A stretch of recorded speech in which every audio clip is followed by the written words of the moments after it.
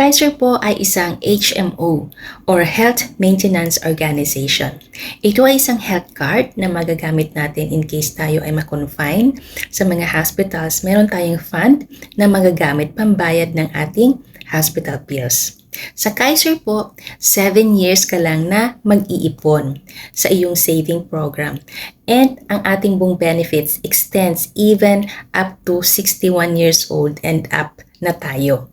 Kaya nga po, ipon natin ngayon ay siguradong walang tapon dahil babalik ito sa'yo sa tamang panahon.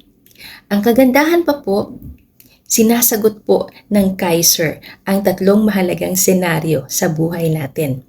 Una, healthcare. Lahat po tayo ay magkakasakit. Sa Kaiser po, hindi lang po short term ang healthcare na to, ito ay long term. So designed for use, lalong-lalo na po pagdating natin ng ating mga senior years. Pagdating ng time na wala na tayong trabaho, retired ka na, hindi ka na covered ng iyong company HMO, at higit sa lahat, marami na tayong mga nararamdaman, no? Sinisingil na tayo ng ating katawan, no? Sa pang-aabuso, sa sobrang pagtatrabaho natin, no?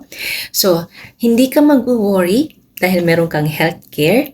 So, hindi ka rin magdedepende sa healthcare ng mga anak mo kung sila ay may trabaho. Dahil alam nyo ba, na pagdating mo ng 61 years old, hindi na po tayo covered ng HMO ng ating mga anak. Kaya mahalaga na ngayon pa lang habang tayo ay kumikita pa, habang tayo ay pwede pa ma-approve, no?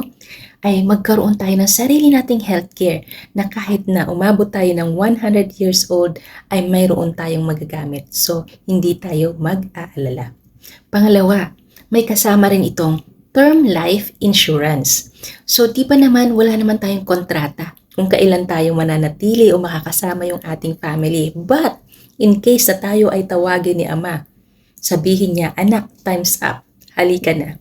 So, hindi po rin po tayo mag-aalala dahil meron po tayong instant money from your term life insurance na maiiwanan sa ating family para naman hindi sila mahirapan at makapagpatuloy po sila ng kanilang pamumuhay ng may kagaanan at komportable. Pangatlo, meron din itong kasamang investment. So lahat naman tayo ay nagdarasal na biyayaan tayo ng mahabang buhay. Pero kung ikaw ay mabuhay ng mahaba, let's say 100 years old, nakahanda ka ba? Diba? So, itong investment part nito, yung iyong ipon, yung sinisave mo for 7 years, mayroon din itong kinikita. So, ito na yung tinatawag natin na money working for you. Kapag dating ng panahon na wala na tayong trabaho, may pera na nagtatrabaho para sa atin. So, makukuha mo ito kasama ng iyong lahat ng mga benepisyo on maturity kapag nang-mature na yung ating policy.